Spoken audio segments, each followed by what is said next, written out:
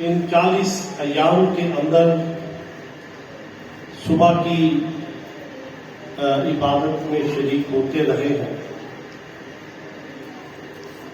ये हफ्ता जो मुकद्दस हफ्ता है, पाम संडे से लेकर आज शाम तक खुदा यीशु मसीह ने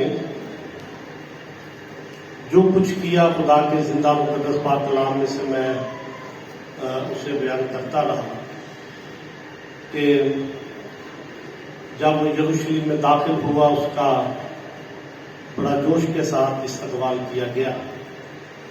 अगले दिन खुदा यीशु मसीह ने हैकल में जाकर जो हैकल के अंदर कारोबार कर रहे थे, उनके तख्ते उल्टे, उनको हैकल से बाहर निकाला।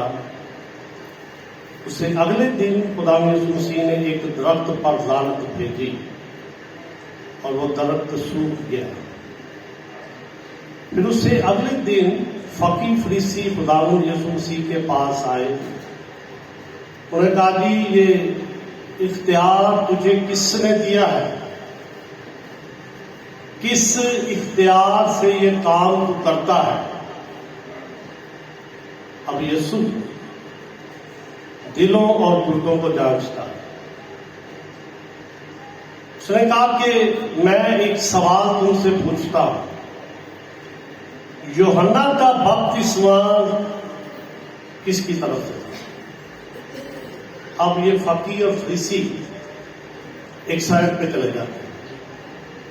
कहते हैं कि अगर हम कहेंगे कि आसमान की तरफ से, खुदा की तरफ से है, तो फिर वो हमें कहेगा फिर तुमने यकीन क्यों नहीं किया? उन्होंने कहा कि हमें ये मालूम नहीं, हम नहीं जानते। तो यीशु ने भी कहा, मैं भी ये नहीं बता सकता कि मैं ये काम किस इख्तियार से करता हूं। तमसील खुदा यीशु मसीह ने बयान की। वहां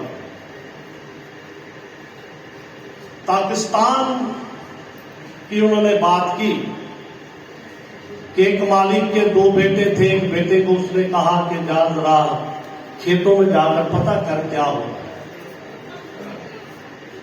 लेकिन वो पछता कर, पहले उसने बात का इनकार किया, लेकिन पछता कर फिर वो गया। दूसरे बेटे को उसने कहा और वो ना गया। यीशु ने कहा कि कसबियां और महसूल लेने वाले खुदा की बादशाहत में दाखिल हो जाए।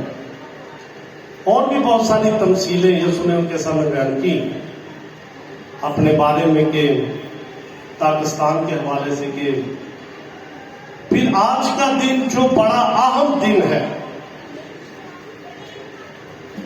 आज के दिन जो मुख्तलिफ फिरके थे खुदा यीशु मसीह के दौर में, जिनमें फरीसियों का फिरका था, फकीयों का फिरका था, सदूकियों का फिरका था और हेरोदीसियों का फिरका था, ज़ेलोतीसी फिरका था, खंजर मार फिरका था, सारे मिलके हेरोदीसी और फरीसियों के शिगिर्द आज के दिन खुदा यीशु मसीह के पास जाते हैं और कहते हैं, जी टैक्स जिजिया किसको देना चाहिए? वो जाते थे कि यीशु कहेगा खुदा को। हम कहेंगे जी इसने बगावत की है गवर्नमेंट के खिलाफ। यीशु ने कहा सिक्का लाकर मुझे दिखाओ। मैं कहा जी किसकी तस्वीर है? राजी कैसर, राजी कैसर का है।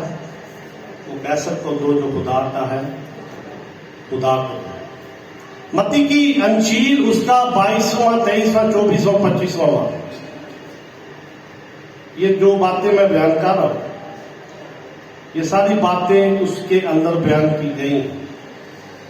उसके बाद सदूकियों ने आज के दिन खुदा यीशु मसीह के सामने एक सवाल रखा कि शरीयत में लिखा है, मूसा की मार्फत कहा गया है कि अगर एक भाई मर जाए, औलाद नहीं उसकी, देवर अपनी भाभी के साथ शादी करे, जो औलाद उससे पैदा होगी उसके भाई की होगी।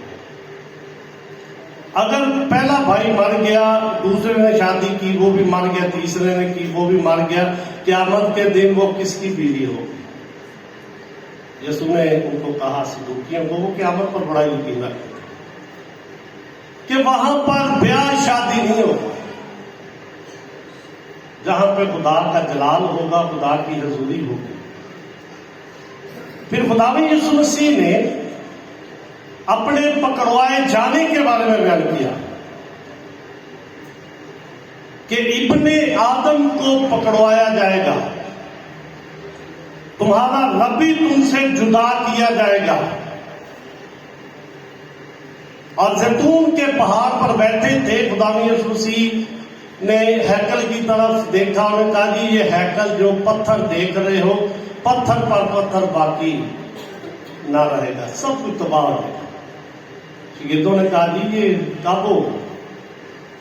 तू जो कुछ हमें बता रहा है, जो कुछ हमें तू कह रहा है, तेरे आने और दुनिया के खात्मे में क्या होगा? बहुत सारी बातें मत्ती की इंजील के 24वें बाब में खुदावंद यीशु मसीह ने बयान की। बुथेरे मेरे नाम से आएंगे, कहेंगे कि मैं यीशु हूं। कौम पर कौम, सल्तनत पर सल्तनत चढ़ाई करेगी, काल पड़ेंगे, भूचाल आएंगे, लेकिन ये मुसीबतों का शुरू होगा। आज के दिन ये सारी बातें खुदावंद यीशु मसीह ने बयान की। ये जो वायरस है ना दुनिया के अंदर आया हुआ पिछले साल से,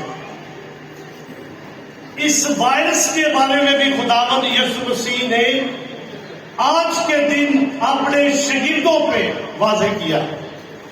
लूका का इंजीली बयान जब हम पढ़ते हैं, वहां पे लिखा है मरी पड़े। जब मुसीबतें आएंगी, परेशानियां आएंगी, पेस्टिलेंसिस एक वायरस है जो दुनिया के अंदर आएगा। पिछले साल आप देखें कि हम कोई इबादत नहीं कर सकते, लेकिन खुदा का शुक्र है कि इस साल हम अपने खुदावंद की इस फसा में शरीक। उसके बाद शागिर्दों ने कहा कि कहां तू फसा खाना चाहता, कहां पर तैयार करें तेरे लिए फसा?